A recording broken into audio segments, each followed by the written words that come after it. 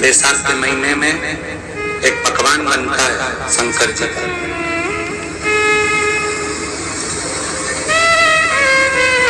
शिव जी के हाथ में त्रिशूल है, शिव जी के 3 नेत्र है, बेलपत्री में भी 3, बोलते जाओ, पत्ती है। बैसाख के महीने में जो शंकर भगवान को प्रसाद का भोग लगता है उसमें भी 3 ही चीज मिलती है। सत्तू कोई दूसरे महीने में बनता है? जम के तो बोलो नहीं। कब बनता है? यही बैसाख के महीने में।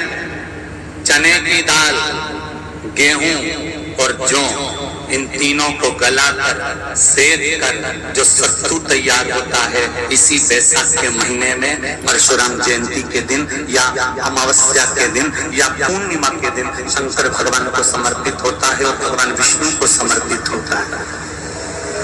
दुनिया के लोग कहते क्या होता है सत्तू से?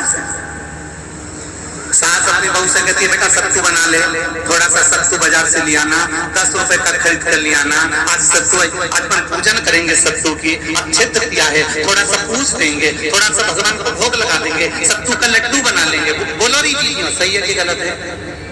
बाजार में भी सत्तू मिलता है, तो बच्चे कहते हैं, बहुएं कहती हैं कौन खाएगा, काय को ला रहे हो, सत्तू का क्या काम है? और शिव महापुराण की कथा कहती है, स्कंद पुराण की कथा कहती है, जिस समय पर बैसाख के महीने की सुंदर अमावस्या का दिन था, उस दिन माता पार्वती शंकर भगवान के लिए जब पकवान बनाने के लिए बैठी, कुछ नहीं मिला, तब माता पार्वती ने 3 अनाज को लिया, एक चना, दूसरा गेहूं और तीसरा जो, इन तीनों को भीग रहे थे उसको लेकर आए गंगा जी में से, उसको सेक कर माता ने अंगीठी पर और उसका जो सत्तू बनाकर शिव को दिया। शंकर भगवान ने कह दिया, सुन पार्वती, ये सत्तू नहीं, ये मेरी औषधि है। बैसाख के महीने में जो खाएगा वो जिंदगी भर रोएगा नहीं, शरीर से स्वस्थ होगा। अब उसको लोगों ने हंसी खेल में ले लिया, सत्तू का क्या था, मम्मी हम नहीं खाएंगे। शिव जी का एक चीज, बैसाख के महीने में पियो बेल। बेल मतलब समझ गए? बेल का रस। बैसाख के महीने में पियो बेल और शरीर को रखो ऑलिस पे। शरीर बेकार नहीं, शरीर बेकार नहीं। हाँ, जिंदगी की मोड़ पर शंकर परीक्षा बहुत लेते हैं, बहुत परीक्षा। एक सुंदर संवाद आता है स्कंद पुराण, शायद आप लोगों ने सुना होगा, सुना हो तो भी सुन लो, नहीं सुना हो तो भी सुन लो। कांकी नगर में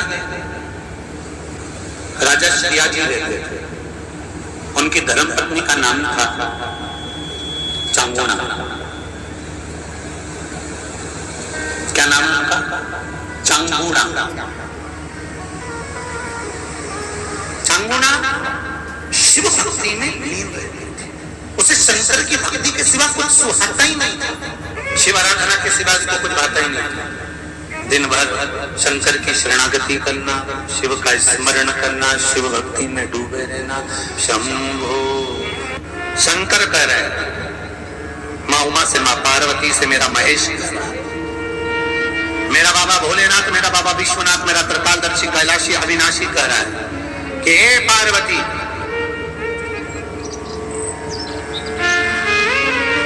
एक पीला, एक बेल जो मुझे समर्पित करता है, और समर्पित करने के बाद उस बेल की महत्वता देखिए, जो बैसाख महीने में बाबा शंकर को जो चढ़ाया जाता है और 1000 अश्वमेध यज्ञ का पुण्य फल हम प्राप्त कर लेते, मात्र एक फल चढ़ाकर, मात्र एक फल चढ़ाकर। हे पार्वती,